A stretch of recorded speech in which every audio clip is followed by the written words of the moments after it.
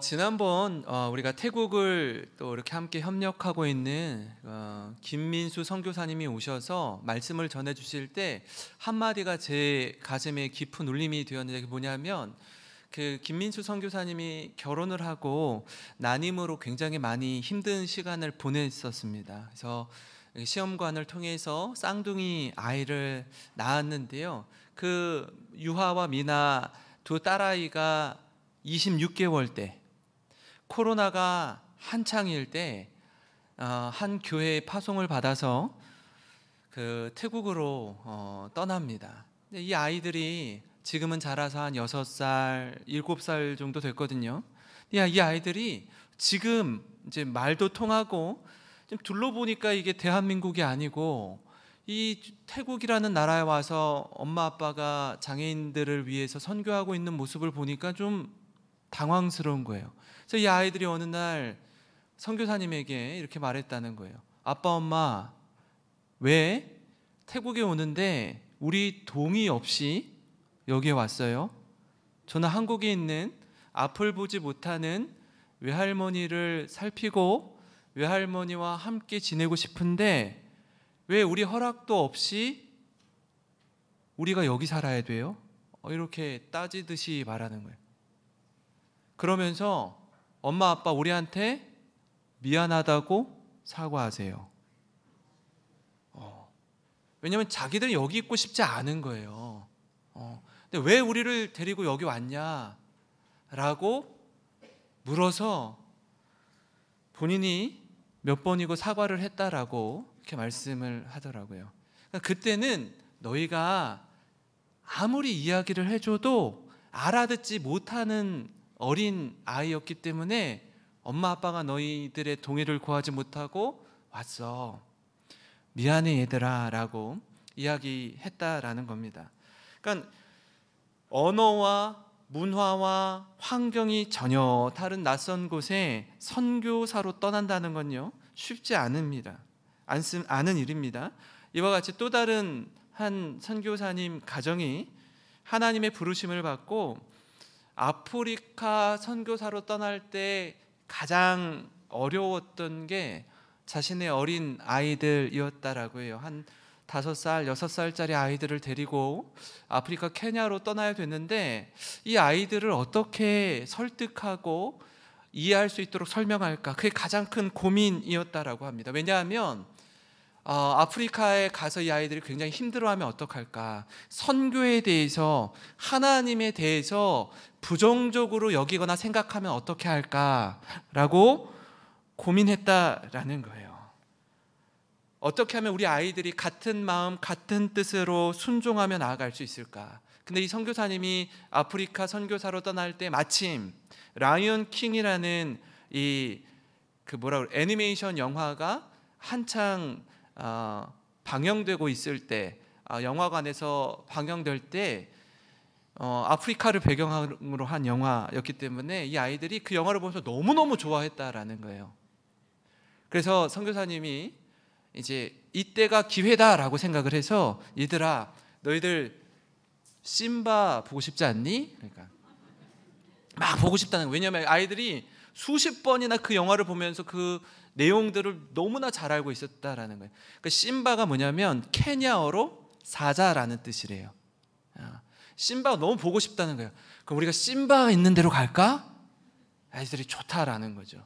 이제 그렇게 해서 아이들을 설득하는데 여러분 아시는 것처럼 이렇게 아프리카나 또 이제 동남아의 또 어떤 특정 지역에 갈 때는요 예방 접종을 하고 가야 됩니다. 그러니까 아이들에게 말라리아나 다른 풍토병에 걸리지 않도록 예방 접종을 해야 되니까 주사를 맞아야 되는데 애들이 주사를 무서워하는 거죠.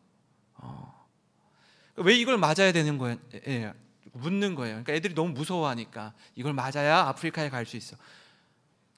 심바보로 갈 수 있어. 나 맞지 않겠다는 거예요. 이 아이를 간신히 설득하고 그럼 우리가 왜 아프리카로 가야 돼? 아빠가 이렇게 얘기했다는 거예요. 우리가 아프리카로 가야 하는 이유는 하나님께서 보내셨기 때문이야. 이렇게 얘기했다. 이 딸아이가 자기 남동생한테 설명하는데 왜 우리가 아프리카로 가는 줄 알아? 5살짜리 아이가 뭐라고 대답하겠어요? 그건 말이야, 하나님께서 우리를 가라고 우리에게 말씀하셨기 때문이야. 딸아이가 아이한테, 자기 동생한테 그렇게 설명하더래요. 그렇게 갔습니다. 그곳에서 한참을 선교사로 있다가 어느 날 분당에 있는 대형 교회에서 담임 목사님으로 그 선교사님을 청빙했습니다. 아프리카 선교사로 있다가 어느 날 어느 순간에 분당의 큰 교회에 담임 목사로 청빙받아 오는데 많은 이들이 그렇게 묻더라는 거예요. 왜 당신은 좋은 교회, 큰 교회 담임 목사로 부임하면서 말하기를 하나님께서 보내셨기 때문이라고 말하느냐라는 거예요. 그러니까 자기가 어떤 말을 해도 저들이 다 이해하지 못하기 때문에 그냥 그 말로 일축했지만 나중에 어렵고 힘들고 고난의 길을 걸어가는 상황에 이르더라도 그때도 동일하게 내가 이 길을 걷는 이유는 하나님께서 보내셨기 때문입니다 라고 말해야지 라고 마음 한켠에 다짐했다라고 이야기를 하더라고요. 그리고 7년간 사역을 하다가 그분이 마지막 설교를 할 때 제가 지금 드린 이 이야기를 그 목사님이 쭉 이야기하면서 성도들을 향해서 제가 다시 아프리카 케냐로 돌아가는 이유는 하나님께서 가라고 말씀하셨기 때문입니다 하고 다시 아프리카 선교사로 그 목사님이 떠나셨습니다.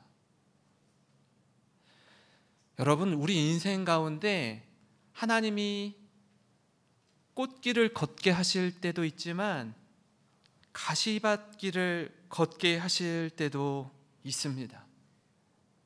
그때에 어떤 길을 걷든지 그 길을 걸으면서 우리도 왜 당신이 이 길을 걷습니까? 라고 말할 때 때로는 저들이 이해하지 못한다라고 해도 때로는 저들이 동의하지 못한다라고 해도 신실한 마음으로 동일하게 하나님께서 우리로 하여금 그 길을 걷게 하셨기 때문입니다. 거기로 가라고 하셨기 때문입니다 라고 믿음으로 고백하는 저와 여러분이 되기를 주님의 이름으로 축원합니다. 여러분, 이처럼 우리 인생은요 하나님의 부르심에 순종하는 삶으로 채워집니다. 근데 그 길을 걸어갈 때에 이 여정이 결코 쉽지 않습니다. 방금 보여드린 이 그림은 하나님이 떨기나무 불꽃 가운데 모세를 부르시는 장면입니다. 모세의 시간에는요 자신이 40세일 때 이집트의 왕자로 있을 때 이집트의 모든 뛰어난 학문들을 다 배우고 왕립학교에서 모든 최고의 교육을 배웠을 때 혈기왕성할 때 힘이 있을 때 하나님 이때 나를 부르셔서 나를 사용하셨다면 내가 주님 앞에 아주 멋지게 쓰임받았을 텐데 40년이 지난 이때 40년의 광야 생활을 보낸 이때 힘이 다 빠지고 이제는 뭘 하고 싶어도 할 수 없다라고 생각했을 이때 왜 이제서야 나를 부르십니까? 나는 못 갑니다. 나는 갈 수 없습니다. 나는 할 수 없습니다 라고 할 때 하나님이 내 너와 함께 할 것이다. 내가 너를 보낸다. 그러기에 너는 가라 라고 말씀하시거든요. 내가 원하고 내가 가고 싶은 길이 하나님의 뜻과 맞으면 좋겠는데 내 뜻과 하나님의 생각이 서로 다를 때가 있어요. 그때 힘든 거예요. 그때 그 길을 선택하는 게 어렵습니다. 내 생각과 하나님의 뜻이 충돌할 때 우리는 고민하게 됩니다. 무엇을 선택해야 하는지, 어디로 가야 하는지 적지 않은 갈등을 하게 돼요. 바로 그때 하나님의 사람들은 어떤 역경과 고난에도 주님의 길을 따릅니다. 어떤 경우라도 하나님의 길을 선택해요. 그럼 바울이 그랬습니다. 이방인에게 복음을 전하는 선교사로 부름받은 바울은요, 그의 선교 여정을 돌아볼 때 크고 작은 역경과 고난이 있었어요. 말로 다 할 수 없는 시련이 있었습니다. 그럼에도 불구하고 묵묵히 겸손히 주님과 함께 동행하는 거예요. 우리가 지금 몇 주째 살펴보고 있지만 계속되는 재판의 과정과 감옥에 갇혀있는 상황에서도 바울이 참 놀라운 점 뭐냐면, 저는요 죄가 없습니다, 저는 결백합니다 라고 자신의 무죄를 주장하지 않아요. 어떻게 해서든지 자신이 변론할 수 있는 기회를 얻는 순간마다 예수님이 그리스도이십니다, 예수님이 우리가 그토록 기다리던 메시아입니다 라고 복음을 전하고 있습니다. 그러니까 자기 변명, 자기 변증의 기회를 복음 전도의 기회로 삼는 바울의 모습을 볼 수 있어요. 여러분, 이처럼 바울의 사명을 좀 같이 나누고자 하는데요, 그 첫 번째는 뭐냐면 땅끝까지 복음의 증인으로 사는 바울의 모습을 우리가 발견할 수 있다라는 겁니다. 바울은요, 다메섹 도상에서 해보다 더 강한 빛으로 내게 다가오신 부활하신 예수님을 만난 후에 그 인생이 완전히 새로워졌습니다. 앞으로 누구를 위해, 무엇을 위해 살아야 하는지 그 비전이 명확해졌어요. 그래서 훗날 이 바나바의 도움과 격려 가운데 바울과 바나바가 안디옥 교회에서 파송받은 선교사로 부르심을 받고 아시아와 유럽의 복음 전도자로 살아갑니다.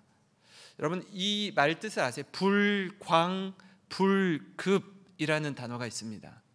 저 광자, 앞에 있는 광자는요, 미칠 광자이고요, 뒤에 있는 급자는 미칠 급자입니다. 그러니까 어떤 일을 이루는 데 있어서 광인이 되지 않으면, 미치지 않으면, 미친 사람이 되지 않으면 어떤 일에 미치는, 도달하지 못한다라는 뜻입니다. 미쳐야 미친다라는 뜻이에요. 미쳐야 미친다라는 말처럼 그는 복음에 사로잡힌 열정적인 인생을 살았습니다. 그런 모습을 바라보는 베스도는요, 바울에게 이렇게 말해요. 24절 25절입니다. 같이 한번 읽어볼까요? 시작. 바울이 이같이 변명하매 베스도가 크게 소리내어 이르되, 바울아, 내가 미쳤도다. 내 많은 학문이 너를 미치게 한다 하니, 바울이 이르되, 베스도가 카요, 내가 미친 것이 아니요 참되고 온전한 말을 하나이다. 예. 바울은요, 미친 사람이었습니다. 복음에 미친 사람이었어요. 바울은 영혼권에 미친 사람이었습니다.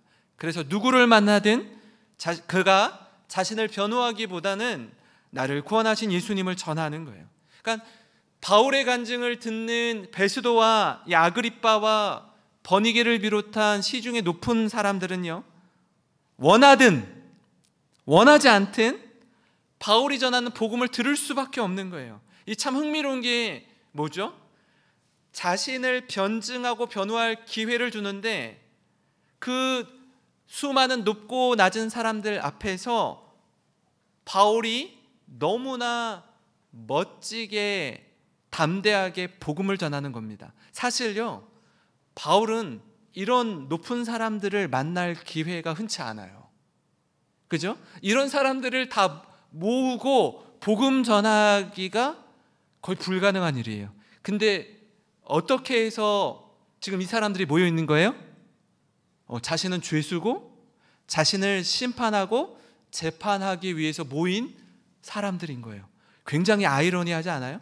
하나님의 역사하심은요, 너무나 놀랍고 기가 막힙니다. 저 사람들에게 초청장 보내서 내가 복음을 전할 테니 좀 한 자리에 모여주세요라고 해도 아무도 오지 않을 사람들이에요.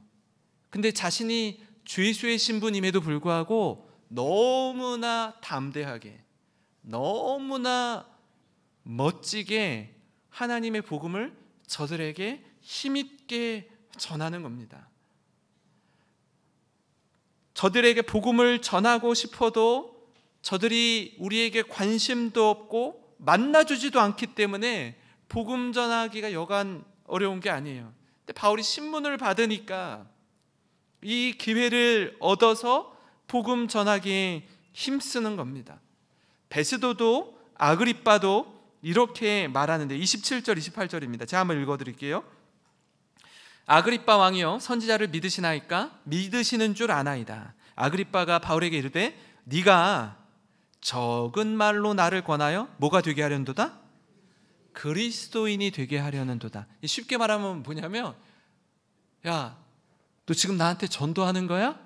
이 말이에요. 너 지금 나한테 전도해서 내가 그리스도인 되게 하려는 거니? 이렇게 말하는 거라고요. 그러니까 바울은 지금 어디 있든지 무엇을 하든지 영혼 구원에 힘썼습니다. 그러니까 바울은 한 영혼이라도 더 구원하기 위해서 그의 에너지를 여기다 쏟아 붓는 거예요. 그 과정에서 나의 형편, 내가 지금 얼마나 열악한 환경 가운데 놓였는지, 내가 지금 이렇게 차디찬 어두운 감옥 안에 갇혀 있는지 이건 별로 개의치 않으세요. 그건 중요한 게 아니에요. 내가 이런 것 때문에 저런 것 때문에 힘들다라고 말해요? 말하지 않아요. 어떻든지 상관하지 않습니다. 여러분, 우리도 그렇습니다. 인생의 분명한 목적과 목표의식을 가지면 그것을 위해서 다른 모든 희생을 감수합니다. 열심히 공부하는 학생들을 보세요. 밤에요, 엄마 아빠가 이제 공부 좀 그만하고 잠자, 쉬어. 왜 이렇게 열심히 하니? 공부 잘하는 부모를 둔 분들은요, 공부하라는 소리 안 해요. 뭐라고요? 제발 좀 쉬어. 공부 안 해도 돼. 이런 말을 왜 할 수 있죠? 그렇게 말해도 얘가 열심히 공부하니까. 그러니까 그런 말 할 수 있는 거예요. 그죠? 이제 불 끄고 좀 잠 좀 자라고 해도 얘가 몰래 공부를 한다고요. 왜요? 분명한 목적이 있는 거예요. 운동선수들 어때요? 여러분, 올림픽에 나간 선수들의 몸 상태가 어때요? 엄청나게 훈련하고 연습하고 단련해서 금메달을 따기 위한 분명히 목적이 있기 때문에 몸 건강 관리를 허투루 한 사람은 한 명도 없습니다. 단 한 사람도 없어요. 왜요? 분명한 목적이 있기 때문에 그렇습니다. 하고 싶은 것, 먹고 싶은 것, 쉬고 싶은 것 다 하면서 꿈을 이룰 수 없어요. 참고 견디며 인내하는 과정을 반드시 통과합니다. 사랑하는 성도 여러분, 바울은요, 이 꿈이 분명한 사람이었습니다. 주님을 위해, 하나님 나라를 위해 복음을 전하고 교회를 세우고 사람을 세우는 일에 전심전력했습니다. 전력 투구를 하는 거예요. 다른 그 어떤 거는 하나도 보이지 않는 겁니다. 그래서 마치 주위에서 보면 저 사람 미친 사람 아니야? 그 말이 그냥 절로 나올 정도예요.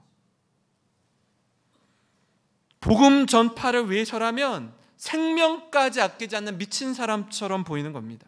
지금 바울을 신문하는 아그리빠와 베스도가 볼 때에 바울은 미친 사람임에 틀림없었습니다. 복음에 미친 사람이요, 전도에 미친 사람이었습니다. 여러분, 이처럼 예수 믿는 우리 역시 마찬가지입니다. 한 영혼을 구원하는 일에 마음을 쏟고 영혼을 사랑하는 우리 모든 성도님 되시길 주님의 이름으로 축원합니다.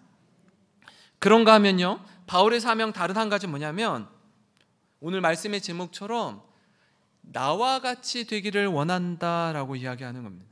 바울은요, 예수님으로 충만했습니다. 바울은 복음으로 충만한 사람이었습니다. 그래서 여러분, 충만하잖아요. 가득 차 있잖아요. 그러면 툭 치면 복음이 그냥 흘러나오는 거예요. 내 안에 어떤 생각으로 가득 차 있는지 알면 누가 뭘 얘기하면 그게 툭 하고 튀어나오는 거예요. 선교사의 삶 속에 숱한 고난과 역경이 있지만 바울은 그보다 더 큰 하나님의 은혜로 충만한 사람이었습니다. 그래서 주님과 함께 걷는 거예요. 저 아까 특송할 때 그대 폭풍 속을 걷고 있을 때, 앞이 보이지 않는 캄캄한 인생길을 걷고 있을 때 두려워하지 말라는 거예요. 왜요? 혼자 걷는 길이 아니거든요. 나와 함께 하시는 하나님이 계시거든요. 그래서 바울은 여기까지 올 수 있었습니다. 그럼 바울이 아그리빠 왕 앞에서 이렇게 말합니다. 29절 한번 같이 읽어보겠습니다. 시작. 바울이 이르되 말이 적으나 많으나 당신뿐만 아니라 오늘 내 말을 듣는 모든 사람도 다 이렇게 결박된 것 외에는 나와 같이 되기를 하나님께 원하나이다 하니라. 아멘.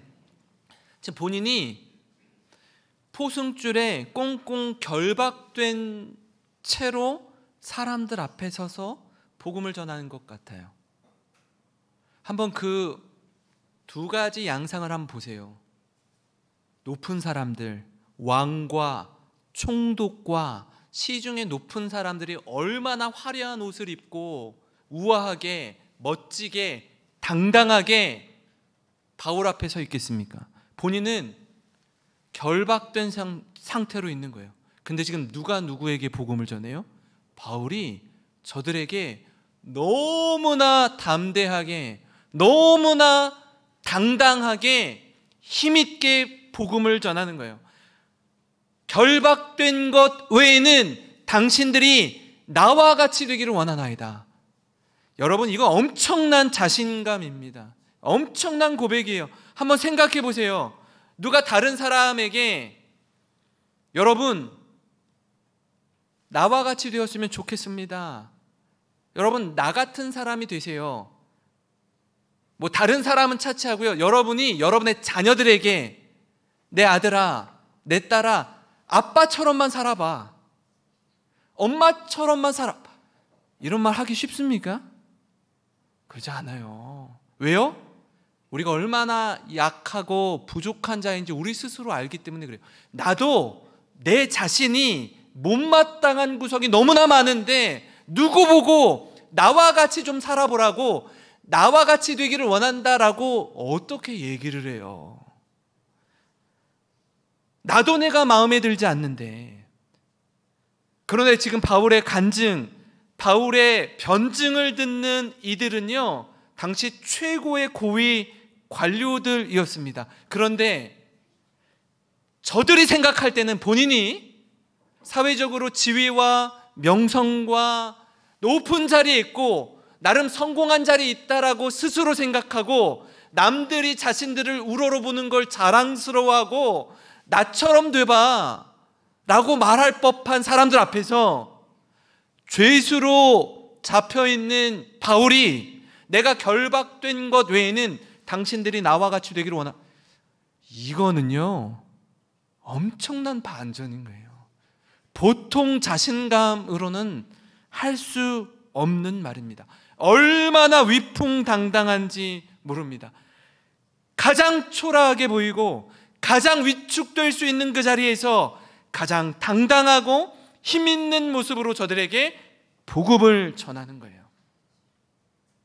겉으로는 화려함이라는 포장지로 자신의 모습을 감추고 있지만, 여러분 아시잖아요? 정치인들의 세계 아시잖아요? 그 화려함이라는 포장지를 벗기면 추함과 더러운 냄새로 가득한 저들에게 예수 그리스도의 향기를, 복음의 선한 영향을 나타내는 바울입니다. 영적인 눈을 떠서 바라보면 눈에 보이는 모습과 보이지 않는 모습의 대조를 한눈에 볼 수 있습니다. 눈에 보이는 것이 전부가 아님을 바울의 변증을 통해 우리가 알 수 있어요. 그 현장에 우리가 서 있습니다. 우리도 마찬가지 아닙니까? 세상에서 그리스도인으로 살아가는 우리도 마찬가지입니다. 여러분, 직장 생활 하시는 분들, 사업을 경영하는 분들, 갑과 을의 관계들이 어떤 때는 내가 갑의 자리에 설 때도 있지만 어떤 때는 내가 을의 자리에 설 때도 있어요. 때로 세상의 권위와 힘 있는 권력 앞에 우리의 모습이 한없이 초라하게 느껴질 때가 있습니다. 그냥 주눅 들어버리는 거예요. 저들의 화려함과 우리를 압도하는 모습에 주눅 들 수 있습니다. 그러나 오늘 말씀처럼 여러분, 바울의 기백을 기억하시기 바랍니다. 바울의 담대함을 떠올리며 앞으로 나아가시기를 바라요. 사랑하는 성도 여러분, 바울의 생애와 우리 삶을 돌아볼 때 어느 누구 하나 그저 인생이 꽃길만 펼쳐지거나 그저 평생에 평안하고 안정된 삶만을 살아가는 사람은 한 사람도 없습니다. 다들 물어보면, 이야기 나누다 보면 인생의 무거운 짐을 지고 곤고한 인생길을 걸어가고 있어요. 그렇다 보니까 믿음 생활하는 것 자체가 너무나 힘들고 세상에서 그리스도인으로 살아가는 것조차 쉽지 않은 게 현실입니다. 그러나 말씀을 통해서 우리가 도전받고 돌아보는 건 뭐냐면, 이렇게 무기력하고 무의미하게 사는 건 아니라는 거예요. 바울의 열정과 헌신을 바라보면서 여러분, 저와 여러분의 남은 인생을 어떻게 살아야 하는지 생각하게 됩니다. 작은 나비의 날갯짓 같을지라도 우리가 서 있는 그 자리에서 예수님의 향기를 날리는, 그렇게 예수님을 높이고 예수님을 자랑하는 그 한 사람 되기를 간절히 소망합니다. 우리의 빛이요, 어떤 분은 이렇게 지금 저를 비추고 있는 이 스포트라이트처럼 굉장히 밝은 빛을 가진 분도 계실 거고요, 어떤 분은 작은 촛불 하나의 밝기만큼 비추는 분도 계실 거예요. 그러나 그 불빛의 세기와 그 불빛의 밝기는 그렇게 중요하지 않습니다. 왜냐하면 세상의 어둠 가운데 여러분이 작은 촛불만한 빛일지라도, 또 밝은 빛일지라도 그 빛을 바라면, 그 빛을 밝히면 그만큼의 어둠은 물러가게 되어 있어요. 여러분의 존재만으로 그만큼의 빛을 발하는 순간 여러분 주위를 밝힐 수 있고요, 우리가 세상에 부패한 썩어가는 냄새나는 곳에 여러분이 소금으로 맛을 내고 소금으로 그 부패한 것을, 지금까지 이렇게 쭉 흘러오는 가운데 그 부패함이 이어졌어요. 관행이라는 이름으로, 관습이라는 이름으로 계속해서 이렇게 흘러왔어요. 여러분이 그 자리에서 딱 멈춰 있잖아요. 그 자리에 딱 서는 순간 부패함이 이 선을 넘어가지 못하는 거예요. 거기에서 딱 멈추는 거예요. 그 사명, 그 미션을 하나님 우리에게 부여해 주셨습니다.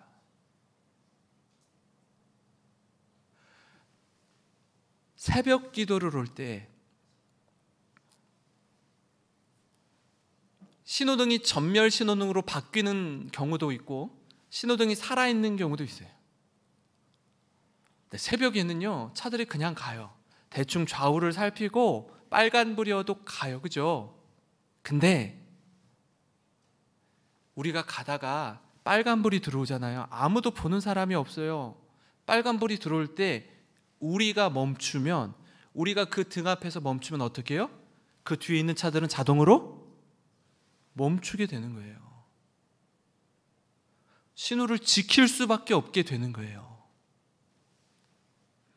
저는 우리 모든 성도님들의 삶에 한 줄기 빛으로 우리에게 임하신 예수님의 그 빛을 우리가 받아서 밝히는 그 한 사람 한 사람, 우리 사랑하는 성도님의 인생이 되시기를 주님의 이름으로 축원합니다.